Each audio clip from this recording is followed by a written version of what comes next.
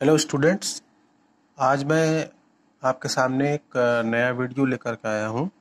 Isomerism के part का एक स्पेशल पार्ट होता है, टाइप उसकी आइसोमेरिज्म की टॉटोमेरिज्म, जो कि ये 11th 12th और जेई मेंस और नीट में ये बहुत ज़्यादा इसके बारे में पूछा जाता है। तो आज मैं टॉटोमेरिज्म के बारे में सब कुछ आपको बताऊँगा। तो चलिए पहले डेफिनीशन समझते हैं टॉटोमेरिज्म की। टॉटोमेरिज्म क्या होती है? तो tautomerism it is a special kind of functional isomerism. ये एक स्पेशल प्रकार की फंक्शनल आइसोमेरिज्म होती है।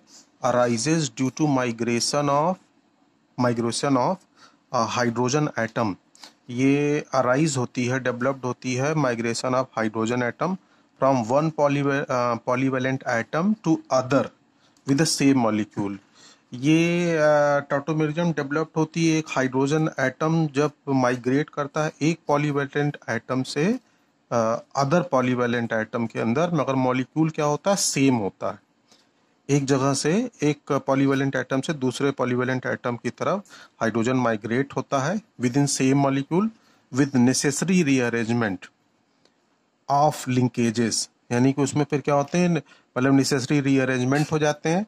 That isomers are called tautomers and the phenomena is known as tautomerism. It is a special kind of functional isomerism which is developed by migration of hydrogen atom from one polyvalent atom with the other polyvalent atom in a same molecule with necessary rearrangement. That is, they are known as tautomers and phenomena is known as tautomerism. ठीक है। तो ये दो प्रकार के होते हैं। It is two type. A is dyad system. Dyad system का मतलब कि हाइड्रोजन का माइग्रेशन 1 to 2 होगा। डायट का मतलब दो। हाइड्रोजन वन पॉलीवेलेंट एटम से सेकेंड पर ट्रांसफर हो जाएगा। तो यहाँ डेफिनेशन देखिए इसकी। It involve 1 to migration of proton, यानी एलिमेंट या एटम वन से सेकेंड पर प्रोटॉन का ट्रांसफर हो जाएगा from one polyvalent atom to the other within same molecule. एक ही मॉलिक्यूल के अंदर होगा आइसोमर में। Structure migration of hydrogen ion की वजह से चेंज हो जाएगा। तो जैसे एग्जांपल देखिए, ये मैंने यहाँ दिखाया HCN। तो हाइड्रोजन आयन का क्या होगा? माइग्रेशन हो जाएगा। तो जब माइग्रेट कर जाएगा वन से सेकंड पर चला जाएगा तो ये क्या बन जाएगा? HNC। तो हाइड्रोजन साइनाइड किसमें चेंज जाएगा? हाइड्रोजन आइसोसाइनाइड में। तो ये क्यों? ये दोनों आइसोमर जो हुए टॉटोमर्स हुए and phenomena is known as dyad system tautomerism. तो ये डायट सिस्टम टॉटोमेरिज्म हुआ just because of migration of proton within the same molecule and linkage is change. Linkage देखिए चेंज हो गया। यहाँ साइनाइड था, यहाँ आइसोसाइनाइड हो गया। तो ये पहला हो गया। और दूसरा काफी इंपॉर्टेंट है, इसे बोलते हैं हम ट्रायड सिस्टम। तो ट्रायड सिस्टम में देखिए क्या होता है। ट्रायड का मतलब क्या हो जाएगा? तीन। It involve the migration of hydrogen atom from one polyvalent atom to the third polyvalent atom. जैसे यहाँ हाइड्रोजन 1 से 2 में गया था, वैसे यहाँ मतलब हाइड्रोजन जो एटम है वो एलिमेंट 1 या एटम 1 से थर्ड में जाएगा। तो उसे हम ट्रायड सिस्टम कहेंगे। जैसे एग्जाम्पल, इसका एग्जाम्पल ले रहे हैं हम कीटोइनॉल टॉटोमेरिज्म के अंदर। कीटोइनॉल, कीटोइनॉल का मतलब कि कीटोनिक ग्रुप किस में चेंज हो जाएगा? इनॉल के फॉर्म में चेंज हो जाएगा। तो ये हमने यहाँ लिया हुआ CH3CHO। तो CH3CHO में देखिए कैसे कीटो किसमें इनॉल में चेंज हो जाएगा। ऐसे चेंज होगा कि जो एल्डिहाइड का जो फंक्शनल ग्रुप है, कार्बोनिल ग्रुप, उसके बगल वाला कार्बन अल्फा कार्बन होगा। इस पर मौजूद जो हाइड्रोजन होंगे वो अल्फा एसिडिक हाइड्रोजन होंगे। यानी यहाँ से ये आराम से H+ को निकाल देंगे। तो ये वाला अल्फा एसिडिक हाइड्रोजन रिलीज होकर के H+ के फॉर्म में रिलीज होगा और ये O के ऊपर अटैक कर देगा। तो जब O के ऊपर अटैक करेगा, क्योंकि जैसे ही ये रिलीज होगा तो पाई बॉन्ड यहाँ शिफ्ट हो जाएगा, तो oxygen get the negative charge. तो हाइड्रोजन आयन इस ऑक्सीजन के ऊपर अटैक कर देगा। तो अटैक करके किस में कन्वर्ट हो जाएगा? OH में। यहाँ ये जो कार्बन है इसकी वैलेंसी 4 से 3 हो जाएगी, मतलब 4th या 3 हो जाएगी। तो यहाँ बीच में क्या आ जाएगा? डबल बॉन्ड आ जाएगा। तो देखिए ये O किस में चेंज हो गया? OH में। तो अब ये हो गया इनॉल। इनॉल फॉर्म का मतलब ene plus ol. Ene means double bond with OH group. यानी कि ये मतलब कैसे हुआ? It involve the migration of 1 to 3 from first polyvalent atom to the third polyvalent atom by the necessary rearrangement। rearrangement देखिए हो गया, मॉलिक्यूल पहले कीटो फॉर्म में था, किस में चेंज हो गया, इनॉल फॉर्म में। इनॉल फॉर्म का मतलब double bond with OH, that is known as enol form. अब काफी इंपॉर्टेंट टर्म है, यहाँ देखिए इसका कीटो फॉर्म कितना 100% आ रहा है, यानी कि एल्डिहाइड के अंदर यहाँ पास एल्डिहाइड जब इनॉल फॉर्म में चेंज हुआ, कीटो फॉर्म से इनॉल फॉर्म में जब गया, तो कीटो फॉर्म 100% होगी और इनॉल फॉर्म 0.02% होगी, मतलब न के बराबर होगी। तो ये कंपटीशन में बहुत पूछा जाता है। तो ऐसा इसलिए हो रहा है कि यहाँ जो CO बॉन्ड है, ये जो CO बॉन्ड है, CO पाई बॉन्ड, ये वाला जो CO पाई बॉन्ड है, उसकी बॉन्ड एनर्जी आती है 87 किलो कैलोरी पर मोल, यानी कि ये बॉन्ड काफ़ी मजबूत होता है, इसलिए स्टेबल होता है, इसलिए क्या 100% है। और जबकि यहाँ जो CC bond, CC pi bond है, इसे हम बोलेंगे CC पाई बॉन्ड। यहाँ CO पाई बॉन्ड की बॉन्ड एनर्जी 87 होती है और यहाँ CC पाई बॉन्ड की जो एनर्जी है वो कितनी डेवलप हो रही, 60 किलो कैलोरी पर मोल। तो ये चूंकि CO pi bond keto form का क्या है, काफ़ी ज़्यादा है इसकी तुलना में इनॉल के फॉर्म में, तो इसलिए यहाँ कीटो 100% ऑलमोस्ट स्टेबल होता है और इनॉल बहुत कम मात्रा में होता है।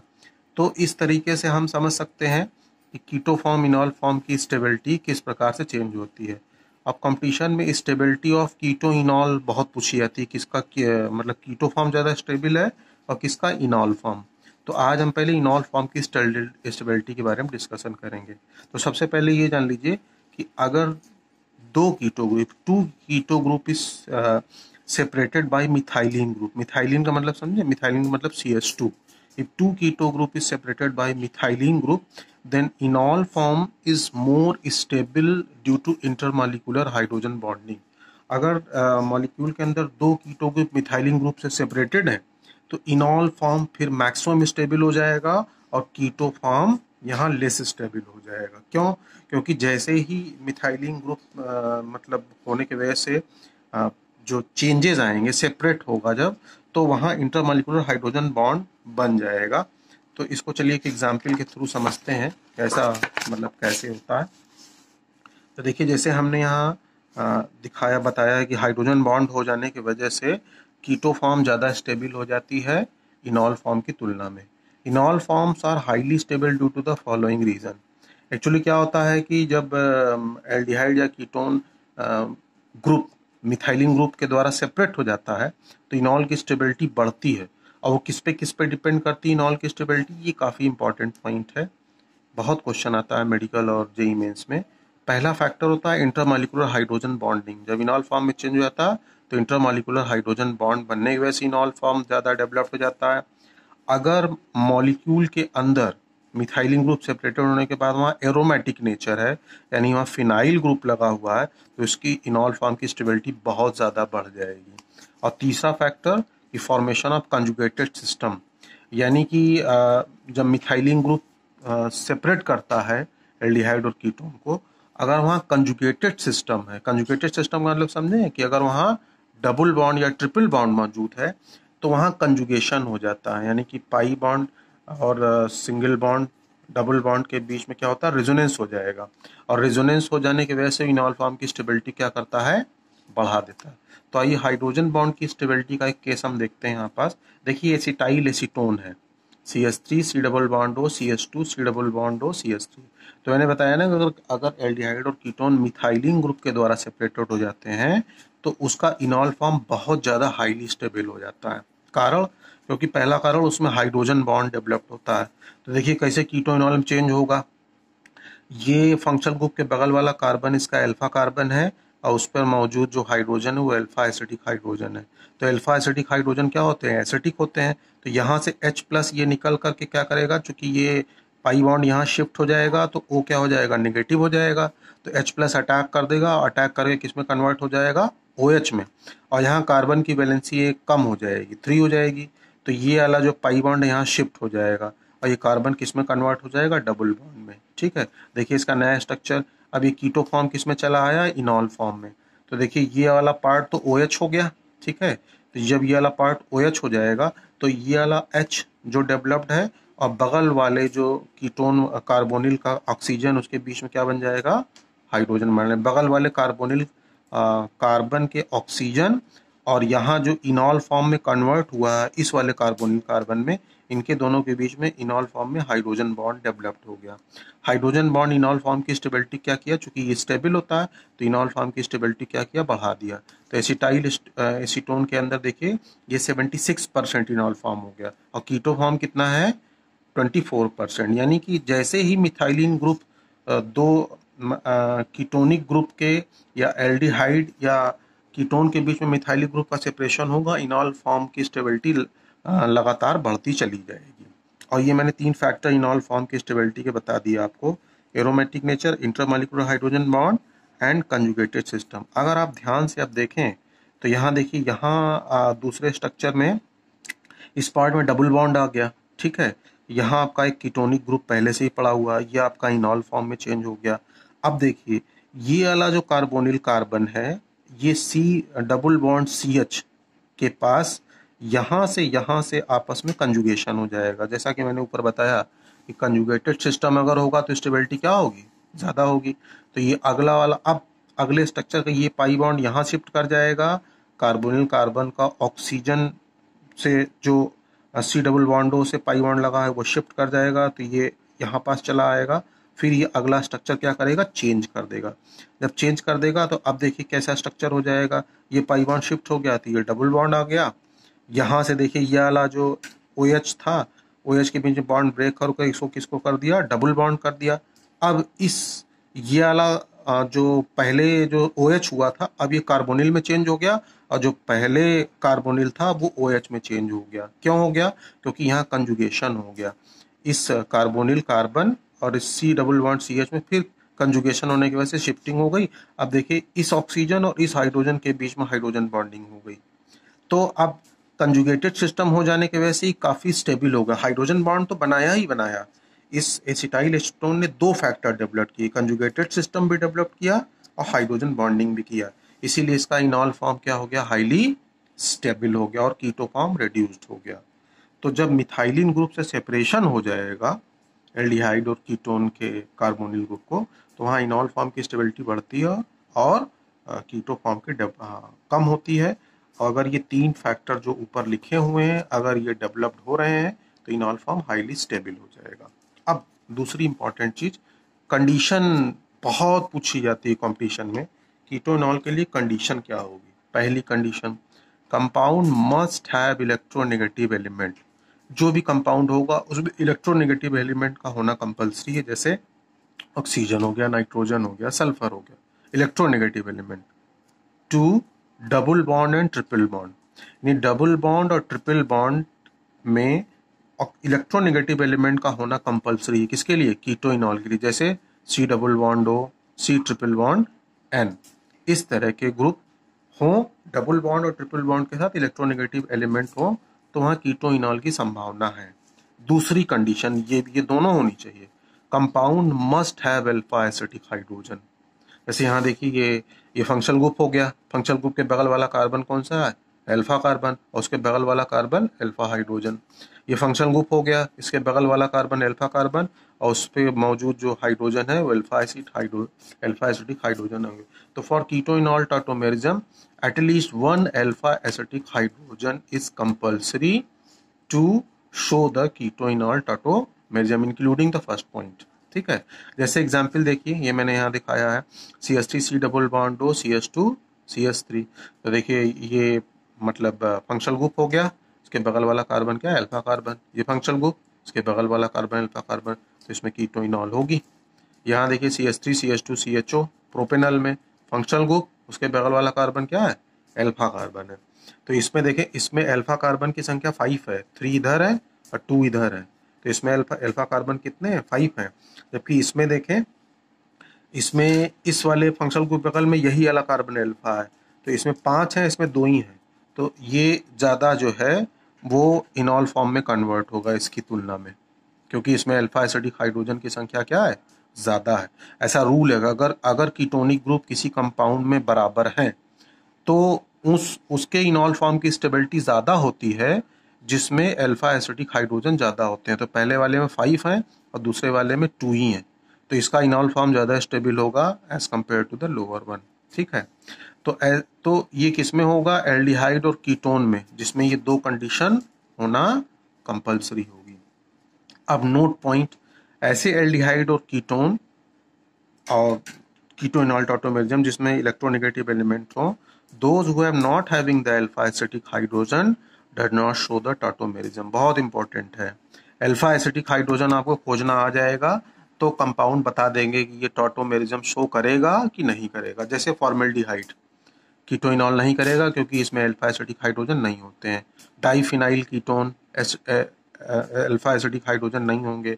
ये देखिए फंक्शनल ग्रुप है तो इधर भी फिनाइल ग्रुप है, इधर भी फिनाइल ग्रुप है, तो दोनों तरफ अल्फा कार्बन नहीं है। बेंजल्डिहाइड, इसमें भी अल्फा कार्बन नहीं है। यहाँ मैं स्ट्रक्चर खींच के आपको दिखा दूं बेंजल्डिहाइड का। ये देखिए, ये बेंजल्डिहाइड का स्ट्रक्चर है।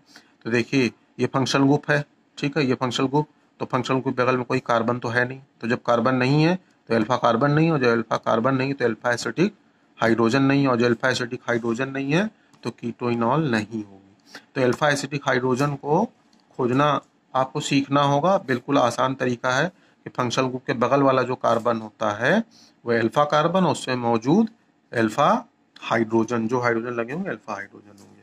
अब ये देखिए यहाँ मैंने इनोलाइजेशन ऑर्डर लगाया हुआ है कि किस तरह के कंपाउंड रहेंगे तो इनोलाइजेशन फॉर्म वहाँ बढ़ेगा। इनोलाइजेशन फॉर्म किससे किससे बढ़ता है, इंटरमॉलिक्यूलर हाइड्रोजन बॉन्डिंग डेवलप्ड होगी तब बढ़ेगा, एरोमेटिक नेचर यानी फिनाइल ग्रुप आएगा तो बढ़ेगा, और अगर कंजुगेटेड सिस्टम बढ़ जाए यानी पाई बॉन्ड, इनोलाइजेशन कन्वर्ट होने के बाद भी अगर कंजुगेटेड सिस्टम है तो उसकी स्टेबिलिटी इनॉल फॉर्म की और ज़्यादा बढ़ जाएगी। तो देखिए CH3COCH3 उससे ज़्यादा, जैसे मैंने बताया था मिथाइलिन ग्रुप बढ़ा नहीं कि इनोलाइजेशन इंक्रीज किया। इनोलाइजेशन तो अब CH3COCH2 COC2H5 में इंक्रीज करेगा। देखिए मैंने बताया था ना कि एरोमेटिक नेचर आएगा, देखिए फिनाइल आया, इनोलाइजेशन फॉर्म क्या हो गया, बढ़ गया। तो C6H5 COCH2 COC2H5, यहाँ देखिए CH3COCH2 CHO, यहाँ देखिए अल्फा एसिटिक हाइड्रोजन की संख्या बढ़ गई है। यहाँ से अल्फा एसिटिक हाइड्रोजन बढ़ गया, ये 2 ये हो गया, और यहाँ से 3 हो गया, इसे इसलिए इसका स्टेबिलिटी ज़्यादा हो गई, कंजुगेटेड सिस्टम भी ज़्यादा है और अल्फा एसिटिक हाइड्रोजन भी ज़्यादा है। फिर यहाँ देखें CH3COCH2 COCH3, तो यहाँ भी देखिए यहाँ भी अल्फा एसिटिक हाइड्रोजन बढ़ रहा है और यहाँ से भी बढ़ रहा है। अब यहाँ देखें इससे ज़्यादा इसका हो गया C6H5 COCH2 और COCH3, तो देखिए यहाँ से एरोमेटिक नेचर हो जाने की वजह से इनोलाइजेशन फॉर्म बढ़ा, और ये कार्बोनिल ग्रुप फंक्शनल ग्रुप, यहाँ भी अल्फा एसिटिक हाइड्रोजन, और ये CO यहाँ भी अल्फा एसिटिक हाइड्रोजन, तो इसलिए इसकी हाईली स्टेबिलिटी हो जाएगी इनॉल फॉर्म की इसकी तुलना में। अब ये तो प्योरली कीटो फॉर्म है, अब जब इनॉल फॉर्म यहाँ डेवलप्ड होगी तो देखिए यहाँ डबली बॉन्डेड कार्बन एटम से जुड़ गया है, इसलिए इनॉल फॉर्म की स्टेबिलिटी इसकी काफ़ी ज़्यादा होगी। और सबसे ज़्यादा किसकी ज़्यादा होगी, CO की तरफ देखिए, इधर भी फिनाइल एरोमेटिक नेचर, फिर इधर देखिए इधर भी फिनाइल एरोमेटिक नेचर, और यहाँ क्या बताएगा कि एरोमेटिक नेचर से इनॉल फॉर्म क्या होता है, बढ़ता है। तो इसलिए C6H5 CO और उसके बाद CH2 CO C6H5 की स्टेबिलिटी काफ़ी ज़्यादा होगी इनॉल फॉर्म में। तो ये ऑर्डर आपको काफ़ी कंपटीशन में मदद करेगा इनॉल फॉर्म में। और अगर कीटो ग्रुप की संख्या कार्बोनिल ग्रुप की संख्या बराबर है तो the enol form stability is directly proportional to the number of alpha acidic hydrogen. You can easily find out the alpha acidic hydrogen, higher is the alpha acidic hydrogen, higher is the stability of the enol form. So it is all about the special isomerism that is known as tautomerism. तो video अगर अच्छा लगा हो तो मेरे channel को आप subscribe करें, लाइक करें, शेयर करें। Thank you.